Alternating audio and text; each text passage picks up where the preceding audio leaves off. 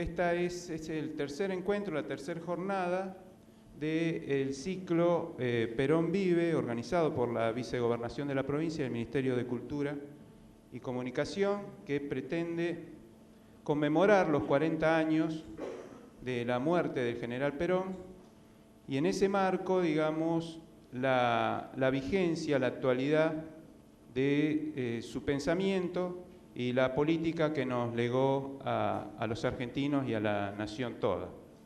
En esta oportunidad vamos a desarrollar, digamos, la charla bajo la temática Las vidas del peronismo, que tiene que ver con esto, con las tantas veces anunciadas muertes, extinción o desaparición del peronismo, sumadas a las no tantas derrotas políticas que el movimiento ha atravesado en su larga historia. Continuamos el 8 de agosto en Gualeguaychú con la presencia de Eric Calcaño.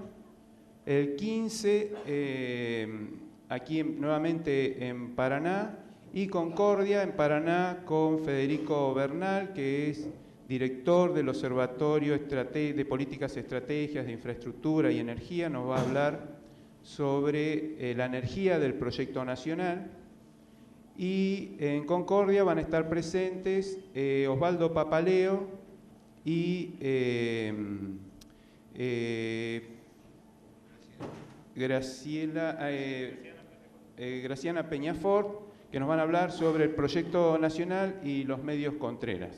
El ciclo continúa hasta bastante entrado el mes de noviembre, con la participación, entre otros, de Aldo Ferrer, Roberto Baschetti, Julián Licastro, Juan Carlos Dante Gullo y Javier Urondo, Daniel Santoro, Víctor Laplace, Mari Sánchez, Martín García, Artemio López, Julio Uren, Tata Cedrón y su cuarteto, entre otros. Buenas noches a todos, compañeros, compañeras.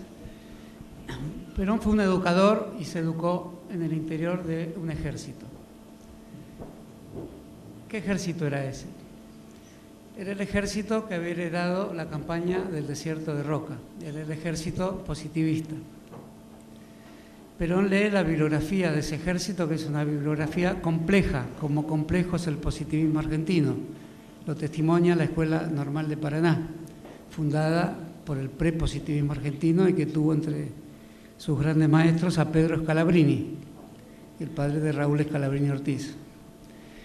El ejército positivista es el ejército que tiene la certeza territorial. Han sido tomados los territorios y se construye un Estado que tiene en gran medida ciertas percepciones de que hay un conflicto social frente al cual hay que actuar de una manera novedosa, y tiene también la certeza de que el Estado tiene que tener ciertos instrumentos de procedimiento de protección de su capacidad económica. Ese es el complejo roquismo del cual no vamos a hablar ahora y que no se lo puede juzgar tan fácilmente. Podemos reprobar el modo roquista de la toma del territorio, que tenía otra ocupación basada en antiguas culturas americanas, y podemos ver también con un interés crítico el modo cultural del Estado roquista. Perón pertenece como joven cadete a ese ejército y lee la bibliografía que se imparte en las lecciones que toma todo cadete de ese ejército. Perón entra muy joven al ejército, entra a los 12, 13, 15 años. El ejército de aquel momento tiene la biblioteca del oficial, que es una de las grandes aventuras bibliográficas de la Argentina. Es una formidable biblioteca donde se publica todo el pensamiento militar de la humanidad. Sobre todo hay un libro que Perón lee con avidez, que es De la guerra de Clausewitz, que es el libro de la primera formación militar de Perón. Ese libro es el libro del director de la Academia Prusiana de la Guerra en la mitad del siglo XIX. Es un libro filosófico. Es el famoso libro donde dice que la política es el marco de la vida militar y que la guerra es la continuación de la política, aunque por otros medios. Esa frase quedó en la memoria militar, en la memoria civil, en la memoria de los medios de comunicación. Es decir, la guerra no es una trama fundante de las sociedades, la política es lo que funda las sociedades y la guerra es su continuación. Sobre esto hubo muchas variaciones. Por ejemplo, un pensamiento que dominó todo el fin del siglo XX, el pensamiento filosófico francés de Michel Foucault, dijo lo contrario. Es la guerra la matriz de las sociedades y la política es un mero epifenómeno del pensamiento militar. Clausewitz, que formó a Perón, señalaba precisamente que la guerra era una lucha de voluntades donde se regía esa lucha de voluntades por la voluntad superior a todas, que era la voluntad del político. Por eso Clausewitz consagra como director de guerra al primer ministro, la figura del primer ministro que equivaldría a la del príncipe de Maquiavelo. Es una figura que surge de la representación política y el general está subordinado al primer ministro. Perón se educa en esa escuela. Eso es necesario decirlo porque el peronismo habla de una teoría de la guerra, pero la teoría de la guerra es la que la ve como continuación de la política cuando ésta no tiene a su disposición los elementos necesarios para resolver un conflicto. En la educación de Perón, por otro lado, están los grandes autores positivistas de la época, sobre todo Le Bon. Aún se conserva el libro de Le Bon en el Archivo Histórico Nacional, subrayado por Perón. El libro de Le Bon es La psicología de las multitudes, pero también es una teoría sobre el átomo que precede a la de Einstein. Perón subraya ambas cosas, que son las multitudes. En el caso de Le Bon es un pensamiento para controlar las multitudes y controlarlas desde el punto de vista biológico. Perón no pensará eso, pero le interesa el fenómeno de las multitudes. Y desde el punto de vista de los átomos, puesto que Le Bon es también un anticipador de la teoría atómica, a Perón le interesa cómo se congregan los átomos, cómo se disuelven, cómo entran en comunidad, en vida asociativa. Perón es un lector, es un ávido lector, es un escritor y, como todos sabemos, es un gran orador. Y yo agrego, es un gran retórico. Esto es, no aquel que se dice retórico o al cual le decimos retórico para decir que sus palabras son vacías, sino es aquel al que se le dice retórico para decir que sus palabras crean también motivos sociales asociativos, es decir, crean motivos de conjugación entre grupos, personas, ideas, pensamientos, es decir, es la voz y la oratoria y el tejido de palabras que crean acciones. Perón surge de este conjunto de ideas y con eso hará algo muy impresionante, que será trasladar todo un saber militar en el cual se educa, y se educa también mirando al territorio, porque Perón es un pensador territorial de la Argentina también.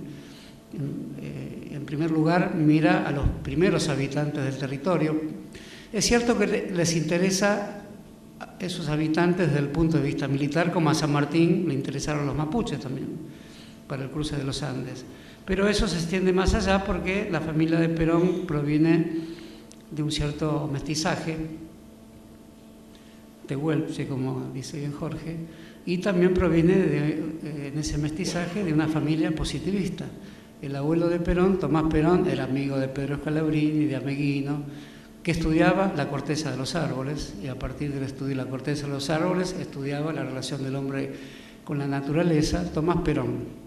El papá de Perón, Mario, es un vástago indisciplinado y un empresario fracasado, es un empresario rural fracasado. Es un empresario rural fracasado de la Patagonia, por otro lado, y del sur de la provincia de Buenos Aires. Funda muchos establecimientos agrícolas, siempre le fue mal. De ahí que la familia de Perón es una familia económicamente marginada y por eso al muy joven Perón lo toma el ejército. Eso es muy habitual en ese tipo de familias. La familia de Perón era una familia que tenía el alto prestigio científico del positivismo y tenía la aventura del padre que le gustaba la naturaleza. Y le da a leer a Perón un libro muy formativo, que es el anticipo de los que escribirá después Perón, que es Los consejos a mi hijo, de Lord Chesterfield. Es un libro del siglo XVIII, principio del siglo XIX. Es un libro de educación moral, como los que se leían antes. Ahora se leen de otra manera de estos libros, a través de dibujitos japoneses y demás. Pero Lord Chesterfield dice, más que leer libros, hay que leer hombres. Es una frase difícil esta. Yo se la escuché en Brasil a Darcy Ribeiro, el gran amigo de Lionel Brizola. Brizola, decía Darcy Ribeiro, el gran antropólogo brasileño, no lee libros, lee hombres. Primero, tiene un gran interés esta frase. Los hombres son también un tejido de emociones a las que podemos considerar su texto interno. No dicen nada diferente los psicoanalistas. Hay un texto interno en cada conciencia. Son las palabras rotas que tiene nuestra afectividad, o cuando logramos expresar adecuadamente nuestros sentimientos son las palabras íntegras, las palabras que salen de todas las veces que intentamos ser sujetos de palabras, es decir, de los ensayos y error que producimos con nuestras propias palabras. Y segundo, la frase también es problemática. Hay que leer libros también, no solo hay que leer hombres. Pero la relación hombre-libro también está en Walt Whitman. Quien toca a este hombre toca un libro, dice Whitman. Me dirán, ¿qué tiene que ver con el peronismo? Absolutamente, porque el peronismo sigue abierto hasta hoy, por eso estamos aquí. Y si pudiera decirlo de algún modo, hay un principio sobre el cual pensó Perón, que es el principio de reunión. Viene de la vida militar. Pero ¿cómo no vamos a poder decir aquí que este principio está vivo? ¿Por qué nos reunimos? Algo nos atrae. No son dos que vienen a hablar en ómnibus. Algo nos atrae porque en la reunión en sí misma sale algo. Hay un indefinible calor en la proximidad de los cuerpos, en el misterio de lo que nos hace venir a todos al mismo lugar, a la misma hora y escucharnos. O escuchar y después con esa escucha hacer otra cosa, porque todos escuchamos y hablamos. Entonces, en ese sentido, el principio de reunión sigue teniendo una gran vigencia. Perón toma de los primeros habitantes de la tierra, de los mapuches, también la necesidad de entrar en un tipo de comunicación con ellos que implica hacer un diccionario. Por eso es un pensador de fronteras también Perón, joven capitán destacado en Neuquén, gobernada en ese momento por un general del ejército de Roca que escribe novelas en quechua. Hay una culpabilidad en el roquismo también. El roquismo es uno de los fenómenos enigmáticos de la culpa de la formación del Estado argentino. No es solamente algo condenable, es algo que también, en muchos casos, muchos de los roquistas se condenaron a sí mismos. Olascoaga era el interventor de Neuquén. Se impone aprender el mapuche y el quechua y escribe novelas en esos idiomas. Y Perón escribe el diccionario de etimología araucana, que lo toma en gran medida de los padres salesianos. Lo toma en gran medida porque Perón es un gran lector y es alguien desprejuiciado en las lecturas. Como conductor, lo que hace es también conducir frases, conducir oraciones. Por eso, además de leer hombres, lee libros. Conduce oraciones porque tiene una relativización del fenómeno de la autoría. El fenómeno de la autoría es el gran fenómeno que crea las sociedades burguesas. El autor, el padre, el pater, el autor de un libro o el poseedor de un conjunto de bienes, el que es propietario, certificado por escribano, por el agente bancario, etc., es el creador de la sociedad burguesa. Perón tiene una cierta relativización del principio de autoría, por eso con su nombre tiene distintos temas a los cuales después me voy a referir, porque su nombre es muy pleno. Es un nombre que dona a la sociedad argentina y produce un fenómeno sin igual, un peronismo que perdura. Nos llamamos con el nombre de otro e hicimos nuestro el nombre de otro. Ese fenómeno es de una gran complejidad y no lo produce cualquier sociedad, aunque toda sociedad tiene una variedad de este fenómeno. También kirchnerismo, kirchnerista. No es exactamente lo mismo, tiene menos años, pero un nombre no perdura si no hay una carga emotiva, un tanto misteriosa, que nos hace a nosotros todos los días preguntarnos por qué. Porque no es verdad que la identidad sea estar seguro de ella. La identidad es tenerla, y tenerla cada vez en forma más firme, cuanto más nos preguntamos ¿por qué soy esto? De la identidad surge en el interior de ella la pregunta vital: ¿por qué soy esto y no otra cosa? Eso es lo que produce un gran movimiento que en gran medida da un nombre. Por eso Perón no tiene el problema de la autoría. Muchas de sus frases primero son citas del autor, y después el autor es omitido porque las incorpora. Perón es un autor de autores, es un autor incorporador, es un autor que bebe autores, come autores, deglute autores. Por ejemplo, hay una frase de Clausewitz, porque Clausewitz es un autor de la época de Hegel y tiene mucho de Hegel.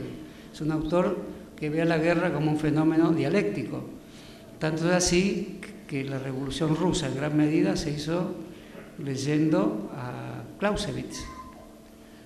Lenin en su exilio tiene una única lectura, la misma que Perón, Clausewitz, y lo subraya, escribe sus cuadernos filosóficos sobre Clausewitz.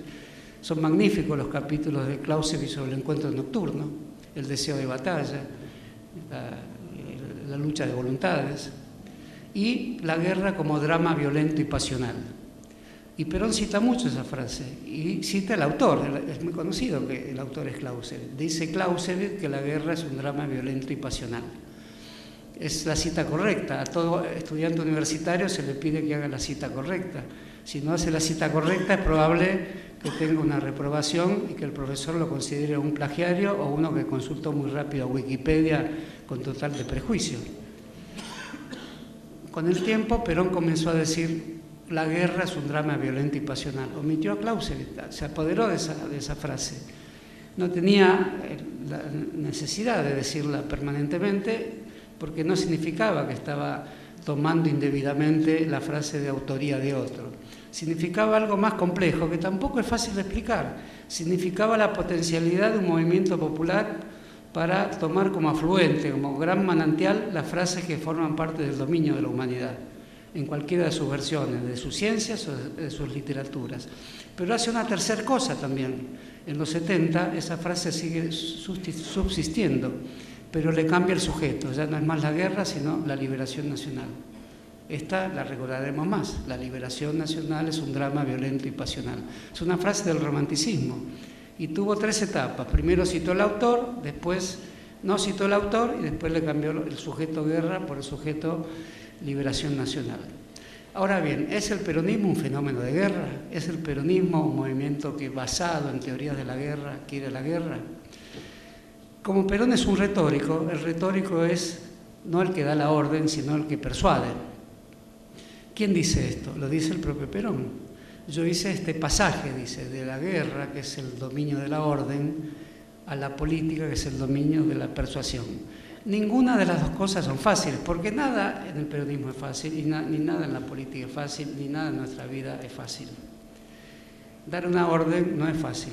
Algunos creen que si están en un lugar disciplinario, un jefe de una oficina, un capitán en el ejército, lo que sea, un gerente de un banco, cree que es fácil dar una orden. Uno puede dar una orden, después tiene que calcular el odio que puede producir, la estupidez que pudo generar su orden. Dar una orden es muy difícil. Tan difícil es que Perón es un profundo reflexionador sobre el tema de la orden. Y cuando saca su conclusión, convierte la orden en persuasión. ¿Qué es la persuasión?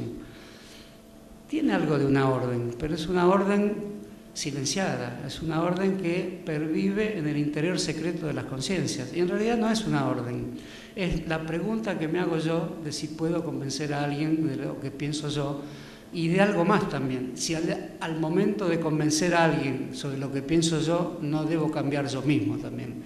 Porque ¿quién soy para convencer a otro de lo mismo que pienso yo? Ustedes nuevamente me dirán, pero esto es el peronismo, nunca lo escuché. Yo les digo, esto es por lo que perdura el peronismo, porque se supo pensar esto.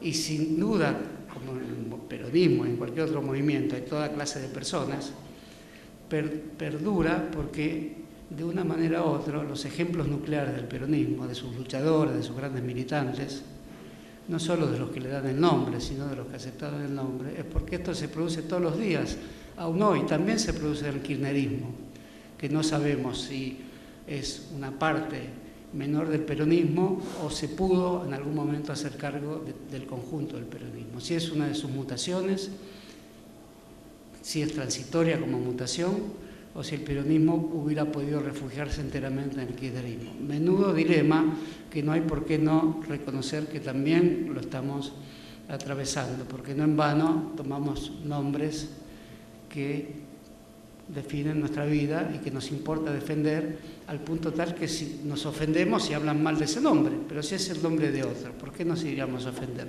Porque también es el nombre nuestro. Entonces, Perón hace muchas cosas con esa doctrina militar, que toma de Clausewitz y de otro gran formador de opinión militar en Argentina, que era el mariscal von der Goltz. Más conocido en la Argentina, ya no, todo eso son lecturas olvidadas, ya el ejército no lee estas cosas, uno diría por suerte, pero por ahí leían otras peores, no sabemos bien qué lee el ejército. Y el que me diga que está leyendo el ejército, que, como diría Napoleón, es un ejemplo de Perón, de que venga acá, que se presente y que lo diga. Von der Goltz es el autor del libro formador del ejército prusiano, ese ejército de Bismarck. En Argentina hubo muchos bismarckianos, por ejemplo, el gran escritor Ernesto Quesada, uno de los primeros revisionistas históricos en Argentina, un gran hombre de la Academia Argentina, uno de los máximos eruditos que jamás haya habido en la Argentina, porque había conocido personalmente a Bismarck. El concepto de Bismarck, escrito por von der Goltz, es la nación en armas. La nación en armas es un tema que toma Perón y es un tema que define la idea nacional en el bismarquismo y en el prusianismo. Y Perón toma esa idea. También hace otra cosa con esa idea. Es decir, Perón sospecha que una nación es un complejo cultural vinculado a la memoria, a los textos, a la justicia, a valores morales, a un tejido ético. Por lo tanto, no está absolutamente dispuesto a trasladar mecánicamente esos pensamientos a la sociedad argentina. Y cuando se los traslada a través de una gran traducción. La primera traducción que intenta de ese pensamiento a la vida civil, porque muchas veces ha dicho, no soy un general, soy uno más de todos ustedes, se declaró león herbívoro, como soldado me interesa el tipo de asociación que se produce cuando subimos a una montaña y estamos todos atados a una cuerda, y si cae uno arrastra a todos, por lo tanto cada uno cuida que no caiga nadie. Como fue alpinista, le gustaban las metáforas de alpinismo, y el alpinismo es la comunidad organizada a través de una soga. Pero la comunidad organizada no es la confusión respecto a que no hay más conflicto y alguien dictamina que estamos todos organizados en comunidad y desapareció el conflicto. Es una forma de entender la resolución de los conflictos, que es algo muy diferente. La comunidad está rehaciéndose permanentemente en el modo profundo de resolver sus conflictos. Es más o menos lo que dice el libro de Álvaro Lineira en Bolivia. El vicepresidente de Bolivia escribió un libro en la tradición marxista, pero no dice cosas muy diferentes a esta. Llama atención al conjunto de contradicciones que se producen en el movimiento popular y cómo resolverlas. El maoísmo no fue muy diferente a esto y tiene su famoso concepto, las contradicciones en el seno del pueblo. La comunidad organizada quiere decir algo muy parecido a esto. Por eso muchas veces se lo confundió como un dictado de unidad axiomática y obligatoria, y en realidad hay que tomarlo como el lugar donde discuten las personas para ponerse de acuerdo y elaboran así sus conflictos, porque el peronismo concibe la sociedad como un conflicto, no como una orden de unidad que proviene de un demiurgo que dictamina que todos tienen que estar unidos. Nunca fue así el peronismo. No fue así antes ni es así ahora, y bien lo sabemos. Entonces, el primer esfuerzo que hace Perón para trasladar la doctrina militar, para convertirla en un modo de organización, de una cuerda sutil ate a las conciencias y las ate como forma de la libertad, no como la forma de la servidumbre. Ese es el otro gran tema de la comunidad organizada. Estamos ahí para ser libres, no para obtener ningún síntoma o indicio de servidumbre. Es el discurso en la Universidad de La Plata, en la Cátedra de Defensa Nacional, en 1944. Ya es el Perón coronel. Ahí toma muchos de los temas de la teoría militar para trasladarlos a la vida civil. ¿Y qué dice? Con resabios de la teoría de la nación en armas, dice que la defensa nacional, no la ofensiva nacional. Como estratega, Perón toma la idea de la defensa. Eso será muy importante y repercutirá después en la formación de la idea de resistencia. La defensa nacional es la movilización de las fuerzas económicas y sociales de la nación. Entonces, ya esto se convierte en una teoría de la movilización. La doctrina militar se convierte en una teoría de la movilización social y popular en torno a formas profundas de justicia.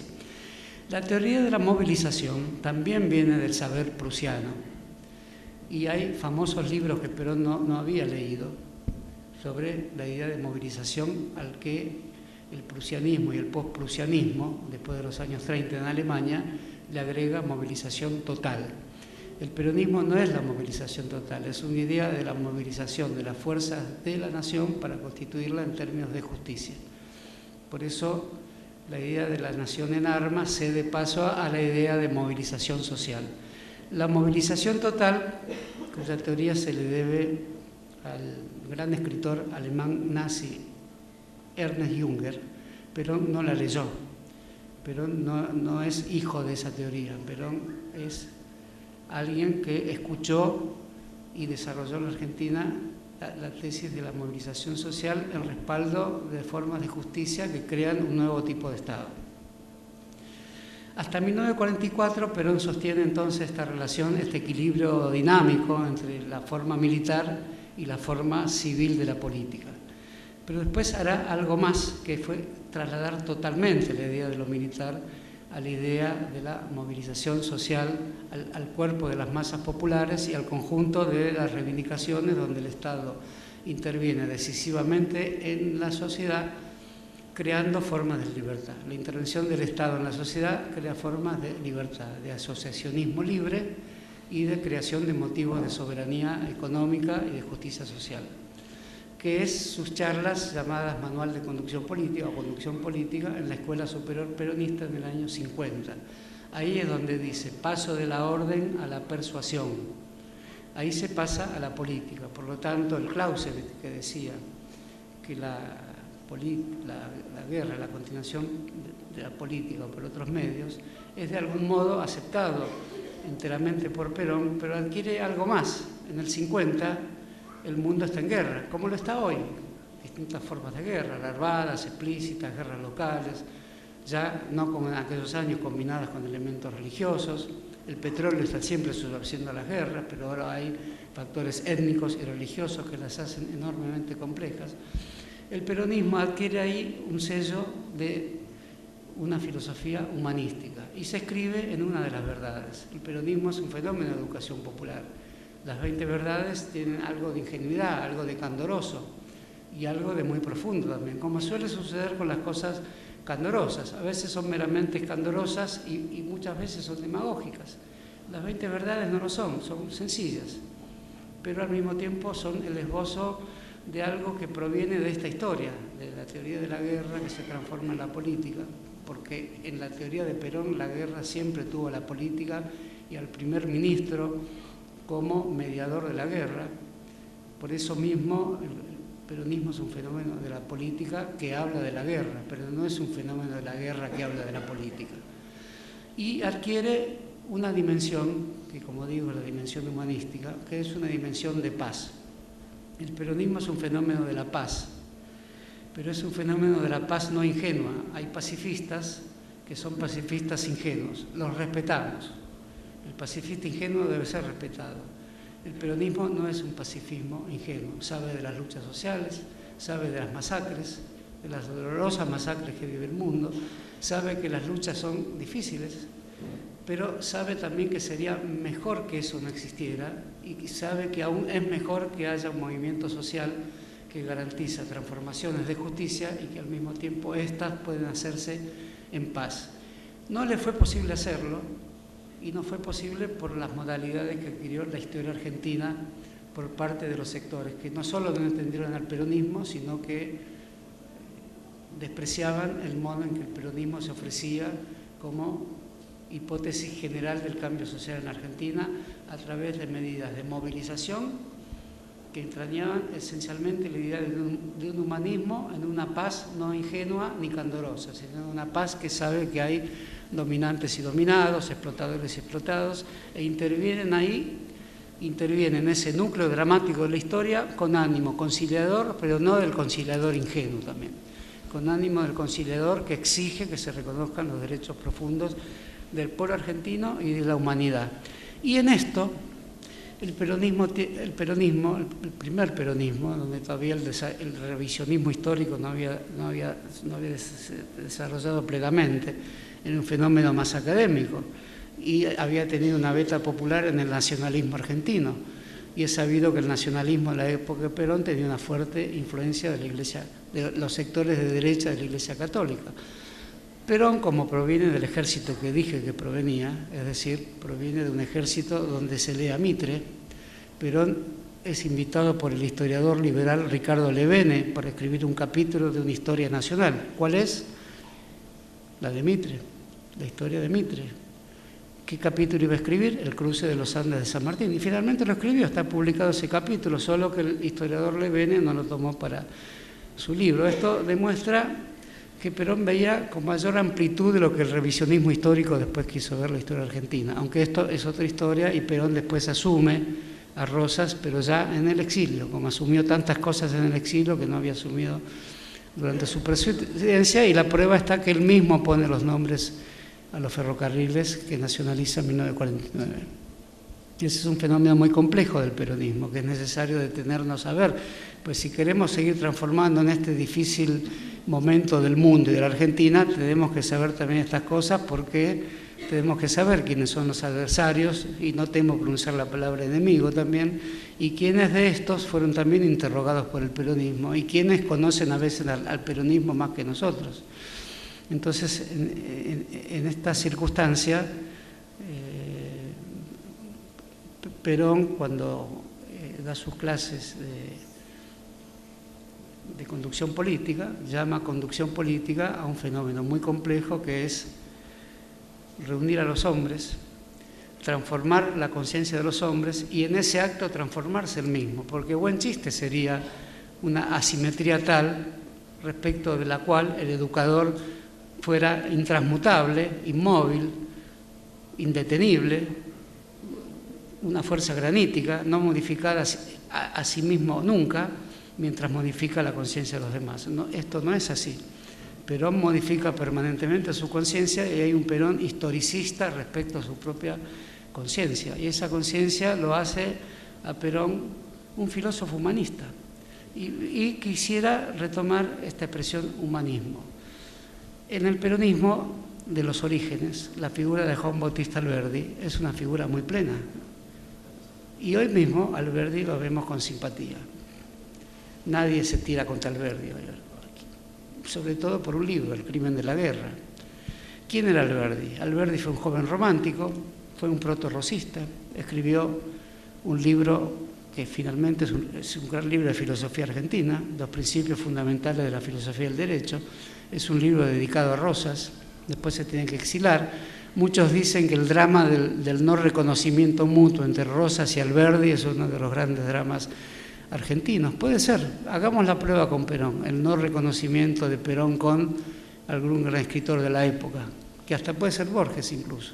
Puede ser uno de los grandes dramas argentinos, porque un país se hace de los dramas de reconocimiento y de los dramas que rasga las posibilidades potenciales que hubiera habido de entenderse. Detrás de cada conflicto hay un drama potencial, si no se hubiéramos podido entender.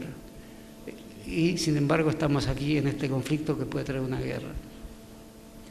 Alberdi es retomado en los años de Perón por uno de los filósofos peronistas que después abandona el peronismo más importante de la época, Carlos Astrada, que en el exilio de Perón abandona el peronismo y pasa al maoísmo y va a Pekín a visitar a Mao Zedong. Uno diría, ¿qué negocio hizo? Salió del peronismo para ir al maoísmo. En ese momento el propio Perón veía con interés a Mao Zedong, como recordaremos todos los que militábamos intensamente en aquella época. Bueno, Astrada, siendo el organizador del Congreso de Filosofía de Mendoza, había leído a Junger, había visto el estallido de la bomba atómica en Hiroshima y Nagasaki y estaba escandalizado por el grado de masacre que tomaba, el aspecto de masacre que tomaba la historia mundial.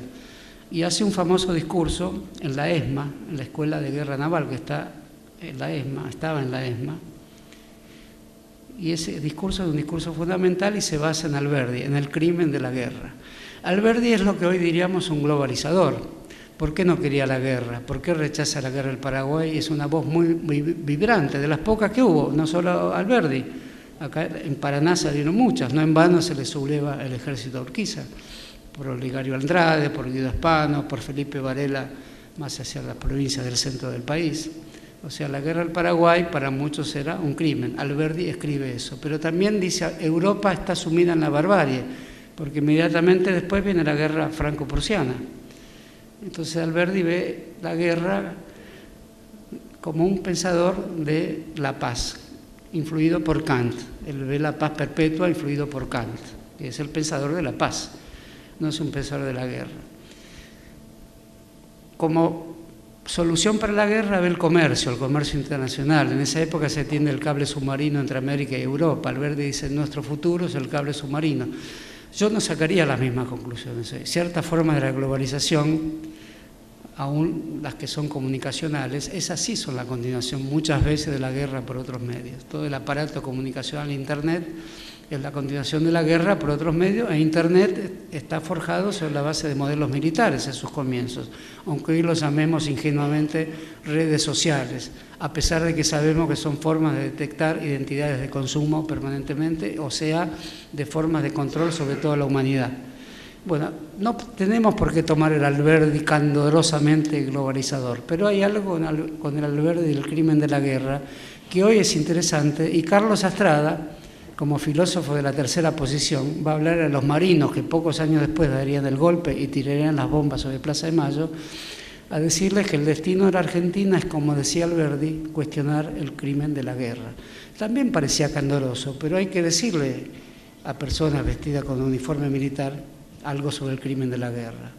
Y Carlos Astrada va y lo dice. Después también cambiará de opinión, porque cuando Mao Zedong le dice en Pekín, en el año 63 creo, que China acaba de fabricar la bomba atómica, Mao Zedong se lo comenta a Carlos Astrada, y Carlos Astrada viene a Buenos Aires con la noticia de que es el reaseguro último de los pueblos del tercer mundo, la bomba atómica china. Hoy no sé si deberíamos pensar lo mismo, si deberíamos primero pensar en qué China tenemos hoy y cuál era la China a la que va a visitar, no solo por la misma época, porque a China le interesaba en estas visitas, la va a visitar el gran poeta entrerriano que vivía acá a pocas cuadras, Juan L. Ortiz, que era militante del Partido Comunista, y va a visitarlo también a Mao Zedong. ¿Qué obtiene Juan L. Ortiz de la visita? La equiparación entre el Yangtze-Kiang y el Paraná. Ese es uno de los grandes momentos de la poesía argentina. No le interesaba la bomba atómica, le interesaba cómo fluían las aguas del Yangtze-Kiang. Fluían como las aguas del Paraná. Es una gran observación de nuestro gran poeta nacional, Juan L. Ortiz. Y hace otra observación: en el aeropuerto de Pekín ve un chino con una pipa parecida a la de él, porque se la había regalado Mao Zedong, y era igual a él, y eso lo escribe, era mi cara, y él se para también asombrado de ver a alguien con su cara. Era un entrerriano que tenía la cara de un chino, y un chino que tenía la cara de un entrerriano. Ese es un gran ejemplo de humanidad, es la fusión entre los pueblos finalmente. No es fácil encontrar una cara parecida a otra, pero alguna vez se la encuentra, y en un viaje que parecía ser político se encuentra el último reaseguro sagrado de la humanidad, un rostro parecido a otro, y que los dos se asombren y digan, pero ¿cómo? Tenemos la misma cara, y uno vivía acá, a 4 cuadras, ¿no? Vivía Juan L. Eso es un profundo rasgo que por lo menos yo lo recuerdo como la visita de Mao Zedong, de Juan L. Ortiz a la China de Mao Zedong. Y ya para terminar, quería decir que la mutación que hace Perón de la teoría de la guerra lo convierte sin duda en un humanismo, y ese humanismo está en el Manual de Conducción Política. Después se publicó con el nombre de Manual de Conducción Política. Recuerdo un poco el libro que le había regalado el padre en su adolescencia, el de Lord Chesterfield, que era cómo presentarse en la sociedad, cómo ser cortés, cómo ser astuto. Es un manual de algunas astucias, muchas las empleó Perón. Yo no soy partidario de un movimiento político que sea solo astucia, pero creo que La astucia tiene un linaje prestigiosísimo, está ni más ni menos que en el Ulises de Homero, que era el rey de la astucia, digamos. Pero astucia ¿para qué? Para proteger una verdad popular, no la mera astucia que protege un interés vicario o un interés particularista. Eso también hay que tenerlo en cuenta en relación a la astucia.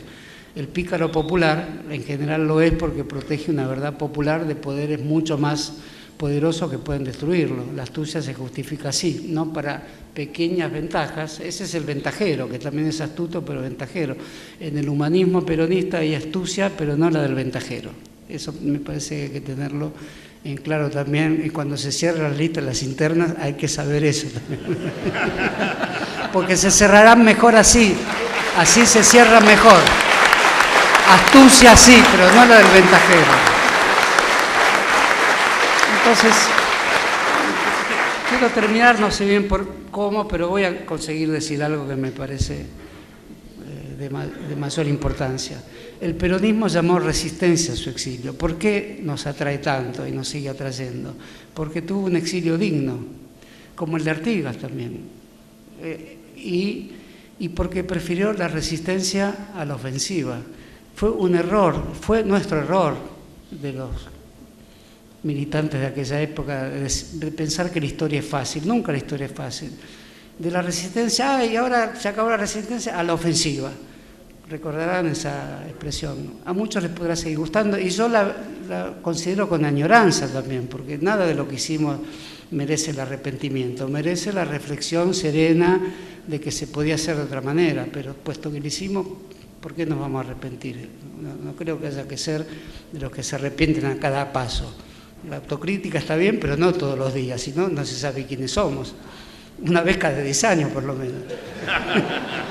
Y después saber que la resistencia es uno de los valores más profundos de la vida social. Donde hay poder, hay resistencia, y es mejor estar del lado de la resistencia, que es una forma humanista del poder. En la comunidad organizada, Perón critica a Sartre. Es un discurso que tiene varias autorías, y Perón lo hace como es propio del peronismo. Bueno, sus grandes textos tienen varias autorías, algunas no se conocen hasta hoy, pero basta que Perón lo lea, que Evita lo haya firmado, son los textos del peronismo. El peronismo es un movimiento con mucho texto, muy escrito, muy discursiado. Habrá dicho mejor que decir es hacer y mejor que prometer es realizar, pero esto también es una frase. Esa es la gran paradoja del peronismo. Su máxima frase pragmática también hay que decirla como frase. Por eso que Borges llamaba ese meduloso encadenamiento de símbolos que son las frases. También hay que hacer eso para decir que hay que realizar y que hay que hacer. Estamos metidos en el mundo de los símbolos y de las frases. Entonces, con eso que creo que hay que recrear hoy, es la idea de resistencia y la idea de un humanismo, que es el que enseguida los humanistas sartreanos vieron del peronismo. ¿Por qué tantos se hicieron peronistas cuando cayó Perón? No antes, porque antes no les gustaba Perón, porque había una dignidad en el exilio, había una dignidad en ahorrar sangre. Prefiero el tiempo a la sangre. Hay una profunda dignidad en esa frase. Es una frase del pacifista no ingenuo. Sabe que existe la sangre, pero no la prefiere.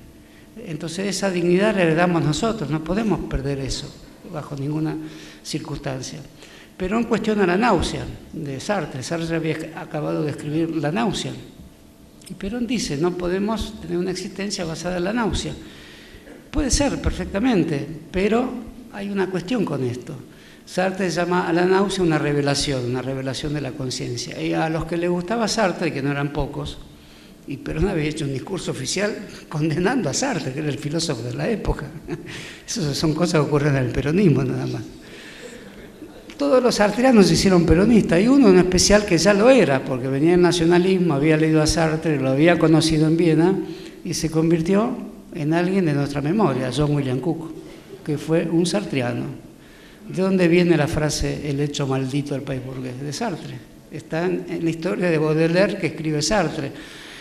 Con esto quiere decir que el humanismo del peronismo es un conjunto de lecturas que abarca todos los afluentes de la lectura de los grandes momentos de la humanidad. Sería una torpeza decir que hay una irreductibilidad argentina. Si el peronismo mismo en su propio nombre es lector tomó aquello que contradijo y lo puso adentro. Cook puso adentro aquello que Perón contradijo o viceversa, pero eso es un poco la historia del peronismo. Y en este momento de una guerra muy dolorosa en el Medio Oriente, estos valores son valores preciosos, son el tesoro de la República Argentina, o si quieren llamarla más familiarmente, la nación argentina. ¿Cómo se hace una nación? Con estos tesoros de la memoria. Si no, no somos nación. Podemos tener grandes pozos de petróleo y no ser una nación, aunque estoy seguro que hay que tenerlo, y entre paréntesis quiero decir, respetando más a la naturaleza también. El próximo capítulo de Argentina tiene que ser con vaca muerta, pero con una vaca muerta que no sea inhábil o desdeñosa o indiferente hacia la preservación de la naturaleza y del medio ambiente. Eso lo tenemos que decir, no podemos no decirlo, no podemos decir solamente científicamente está demostrado que las napas de agua no se contaminan. Aún si fuera así tenemos que decirlo, aunque creo que científicamente en forma definitiva no hay nada demostrado. Creo que explotar vaca muerta, que es un deber de la Argentina, y explotarla en condiciones soberanas, o el otro deber de la Argentina, aunque vengan otras compañías, pero en condiciones soberanas, también en condiciones que sean capaces de preservar la sociabilidad, el medio ambiente y el territorio. Eso también es otra precondición tan importante como la soberanía económica con la cual se explote vaca muerta, con los acuerdos que haya que hacer. Serán grandes temas, pero para terminar diría, con esta idea de resistencia, que es superior a las demás, es decir, estar resistiendo es lo que estamos haciendo siempre, aún en el Estado se está resistiendo, aún teniendo un poder, el que sea, en la dimensión que sea, siempre hay una resistencia que hace honroso ese poder. Se equivoca aquel que cree que ahora que las tiene todas, esa expresión que usan mucho los políticos argentinos, y lo usamos también nosotros, y no tiene nada de malo cuando lo hacemos rápido, con cierta ingenuidad, llegó. No, no estamos construyendo. Perón no tenía una carrera política. Perón fue preso, exilado, vino. No existe lo que algunos llaman el cursus honorum. Primero soy intendente, después gobernador, después presidente. Tampoco con Kirchner fue así. Lo de Kirchner fue un sacudón en su vida, fue un sacudón muy fuerte. Parecía un político normal, primero intendente, después dos veces, peleó por la reelección y después hubo un corte en su vida, descubrió cosas. Es el camino de Damasco, bien conocido. Si un político no tiene su camino de Damasco, algo que se le aparece en el medio y lo obliga a rever toda su vida, será un buen político, pero quizás no tenga el dramatismo que tuvieron Perón, que tuvo Kirchner. Entonces yo me pregunto si con este tesoro que tenemos, este legado que hay en la Argentina, no podemos intervenir más activamente para parar el desangramiento y la masacre en el Medio Oriente. La Cancillería Argentina, la Presidenta, han hablado bien, pero quizás un esfuerzo popular mayor. Y con esto no quiero meterme a algo tan complejo como juzgar las posiciones que hay hoy en juego, que son complejísimas porque vienen de historias muy lejanas. Sí puedo decir que cada bomba que tira el Estado de Israel no solo mata a un palestino, sino que mata una gran herencia universal como es la del pensamiento judío humanística también. Por eso la idea del humanismo, Sartre dijo, el existencialismo es un humanismo. El peronismo, o Perón, que no quiso a Sartre, yo diría, y tomaría esa frase, el peronismo es un humanismo, pero ahora sabiendo que el mundo tiene formas financieras que masacran, lo dijo Pollack, dijo, sé que esto será doloroso. ¿Quién es ese señor para decir, cómo sabe que va a ser doloroso? Si lo sabe, es porque de algún modo el poder financiero alocado es la continuación de la guerra por otros medios. Ellos sí son la continuación de la guerra por otros medios. Y firma un comunicado de 5 líneas diciendo, qué pena, la gente de a pie va a sufrir. Quizás no sea tan así, porque aquí hay la suficiente inteligencia política para preservarnos, y de hecho se ha demostrado que la hubo, pero ¿con qué tenemos que depararnos? Con un poder financiero que no es el capitalismo normal, que sigo no gustando del capitalismo normal, pero mucho menos esto, que es como una plusvalía del capitalismo normal. Es el poder financiero como continuación de la guerra. Es un juez de un distrito, pero no es un juez de un distrito, es Wall Street, o algunas calles de Wall Street, quizás no son todos, porque los más sensatos ya tienen un poco de temor de lo que pueda pasar, y de algún modo esos más sensatos van a actuar, y tenemos que tener una perspectiva favorable hacia los más sensatos del capitalismo que actúen, sin convertirnos por ello mismo nosotros en sensatos capitalistas, pero que actúen, sí, porque la verdad que es una suerte de plusvalía financiera, ya no medida en dinero ni nada, sino en formas de poder alienantes para toda la humanidad. Y en la otra punta, una guerra con masacres que destruye grandes tradiciones humanísticas. Entonces, una urgencia es no una paz de 5 días, de 4 días, que finalmente sirve por un expansionismo que está arruinando un Estado. Ese Estado se está expandiendo y se está arruinando a sí mismo. Y no tiene nadie que piense esto. Está en el peor momento de su existencia, con una derecha sórdida, como lo demuestra el diplomático que respondió a Brasil con una metáfora futbolística en medio de la guerra. Eso ya no es una diplomacia, es meramente patoterismo, provocación. Es decir, es el beneficio de ese propio Estado que deberían pensar esto. La Argentina del peronismo, y la Argentina con la que dialoga el peronismo, la Argentina con la que lucha el peronismo, que son luchas de reconocimiento. Luchamos para ser reconocidos y también para ofrecer nuestro reconocimiento a quienes nos piensan así. La persuasión tiene esta lógica.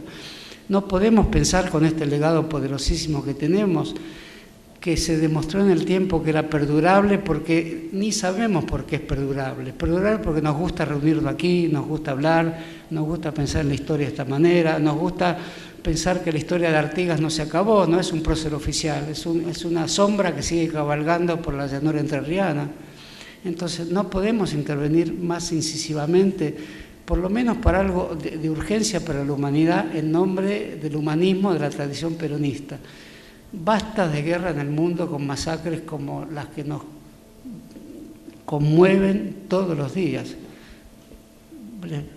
Voy a decir para los pueblos del Medio Oriente, es preferible el tiempo antes que la sangre. Qué gran frase que se dijo en la Argentina para pensar el mundo de nuestra época. Bueno, muchas gracias.